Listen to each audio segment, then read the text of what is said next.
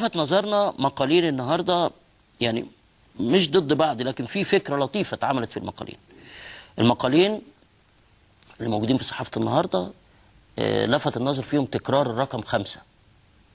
في نهضة مصر في مقال ذكر فيه رقم 5، وفي الأهرام في مقال ذكر فيه رقم 5، بس رقم ال5 اللي في نهضة مصر له مدلول مختلف عن رقم 5 اللي موجود في الأهرام. واحد، المقال الأول للأستاذ نبيل رشوان بيتكلم عن 5 الكبار المرشحين للرئاسة، والثاني لزميلنا الأستاذ أشرف العشري بيتكلم عن 5 الكبار في النظام القديم، سقوط 5 الكبار.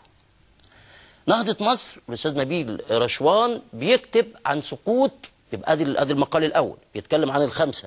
مين ال5 اللي بيتكلم عليهم الأستاذ نبيل رشوان؟ هم ال5 الكبار.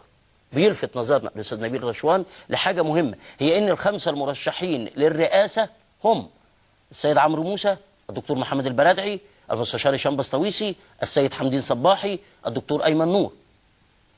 أجمعوا، ده من وجهة نظر الأستاذ نبيل رشوان، أجمع هؤلاء المرشحون على لا للتعديلات الدستورية، يعني التعديلات الدستورية اللي كنا نستفتى فيها كان في نعم ولا.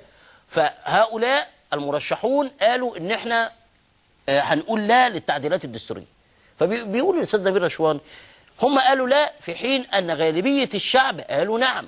فبيسألوا الأستاذ نبيل رشوان هل دي أو هل هذا الأمر معناه أن ال5 المرشحون أو المرشحين لرئاسة الجمهورية لا يعبروا عن الأغلبية ومش هيحصلوا على أصوات في انتخابات الرئاسة؟ يتساءل أيضا نبيل رشوان هل ده معناه أن ال5 ما لهمش تواجد حقيقي في الشارع؟ بيتكلم عن المرشحون لرئاسة الجمهورية. طبعا بيشبه هؤلاء بالقوى السياسية تانية أو قوى سياسية تانية موجودة زي الإخوان والحزب الوطني اللي قدروا يحشدوا الناس لرؤيتهم. بيقول نبيل رشوان أستاذنا إن ده معناه إن أي انتخابات جاية سواء رئاسية أو برلمانية مش هتجيب غير مؤيدي الإخوان والحزب الوطني، ومش هتجيب أي قوى سياسية أخرى. ومعناه أيضا مرشح الرئاسي ممكن يكون من الإخوان أو الحزب الوطني. ده الكلام اللي بيقوله نبيل رشوان. لكن في نفس الوقت الإخوان قالوا احنا مش هنرشح حد للرئاسة واحنا مش هنسعى. يا عالزمن، زمن غريب. الإخوان دلوقتي بيقولوا نحن لا نسعى لتحقيق الأغلبية في البرلمان ومش هنرشح حد مننا أو ينتمي للتيار لرئاسة الجمهورية. لكن ممكن لازم هيساندوا حد، ما هو مش معقول الإخوان مش هيساندوا حد، والسلفيين مش هيساندوا حد، والفئات الأخرى مش هتساند حد، والناصريين مش هيساندوا، كل واحد هيساند. طيب نخرج من مقال الأستاذ نبيل رشوان اللي بيتكلم على ال5 المرشحون لرئاسة الجمهورية لل5 الكبار اللي بيتكلم عليهم الأستاذ أشرف العشري في الأهرام. الأستاذ أشرف العشري بيتكلم عن 5 كبار غير ال5 الكبار بتوع نبيل رشوان. ال5 بتوع أشرف العشري هم ال5 الكبار هم جمال مبارك، وأحمد نظيف، صفوت الشريف، زكريا عزمي، فتحي سرور.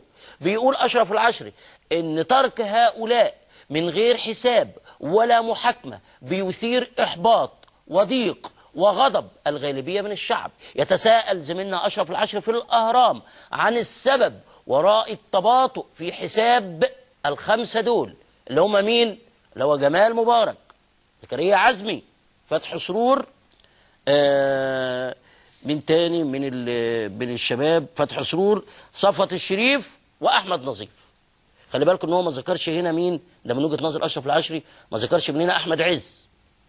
رغم بيتساءل أشرف العشري ليه دول ما بيتحكموش وليه دول ما بيتحققش معاهم رغم جرائم الفساد والرشوة والمحسوبية اللي ملفاتهم مليانة بيها. بيؤكد أشرف العشري أن الشعب مش هيهدى ولا ينام مرتاح إلا لما يشوف ال5 دول أمام المحاكمة العادلة، لأن ده هيحسسنا أكتر أن الثورة حققت هدفها.